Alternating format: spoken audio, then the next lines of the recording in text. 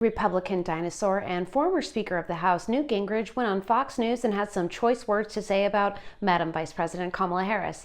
I'm Vanessa Branda reporting to you for Really American.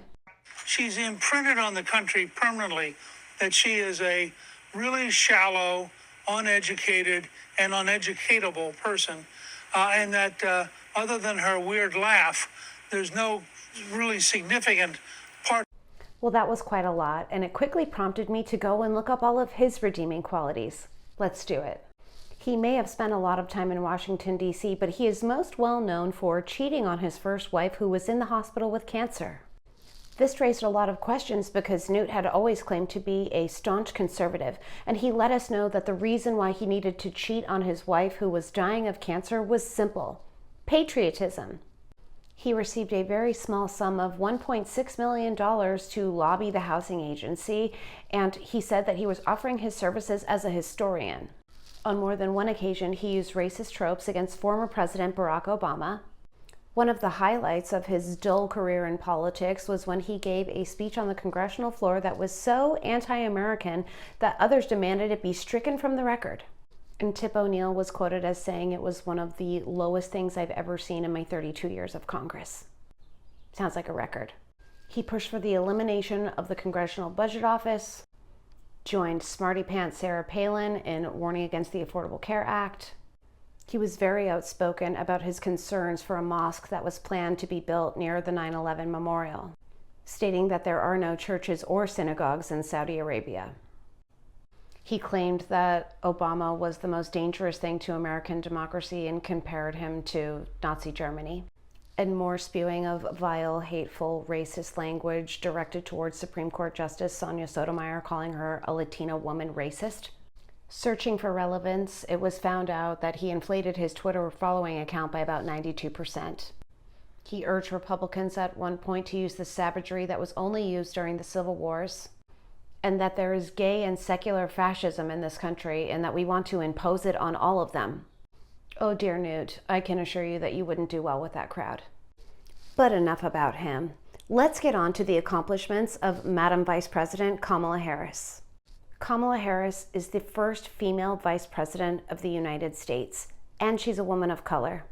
Naturally, this makes her the biggest threat to white Christian America. Kamala Harris is the epitome of the American dream, and she was born in Oakland, California to immigrant parents. Her mother is a breast cancer scientist and received her doctorate the year that Kamala was born, for starters. And now let's take a look at a few of the things that she's done since being in office. She is an education advocate first, and she pushed for the Biden administration to allocate billions of dollars to Howard University, her former alum. She was instrumental in the passage of the American Rescue Plan, and the reason why you got COVID money was because of her. Maternal health and bodily autonomy is high on the priority list of the VP, and she has not rested since the overturn of Roe v. Wade. She has always been an outspoken critic of Donald Trump, helping his billionaire friends and hurting the middle class. She is a strong supporter of the Affordable Care Act, and she has actually proposed legislation to make it easier for people to sue financial institutions and large businesses. Another win for the people and a loss for corporations. She would like it possible for every American, regardless of party lines, to be able to vote, and she has pushed for the president for the passage of the John Lewis Voting Rights Act. She mostly supports progressive policies, and she would love to increase the minimum wage. How terrible.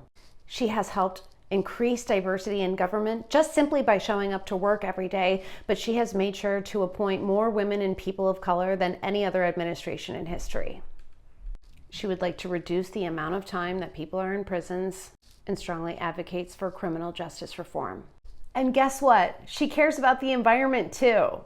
She would like to increase renewable energy production, combat climate change, and improve infrastructure. And let's not forget about economic justice, because she's advocating for policies that help low-income Americans by offering them fair housing and health care. And let's not forget that this woman has tirelessly been traveling back and forth across the United States, speaking to women everywhere. I personally was at one of those stops, and I got to meet her. We all know that it is very difficult to be a woman in politics in 2024, and I can't even begin to imagine what it is like to be the first female Vice President of the United States and a woman of color. But she's held her own, and I would say she's done a dang good job.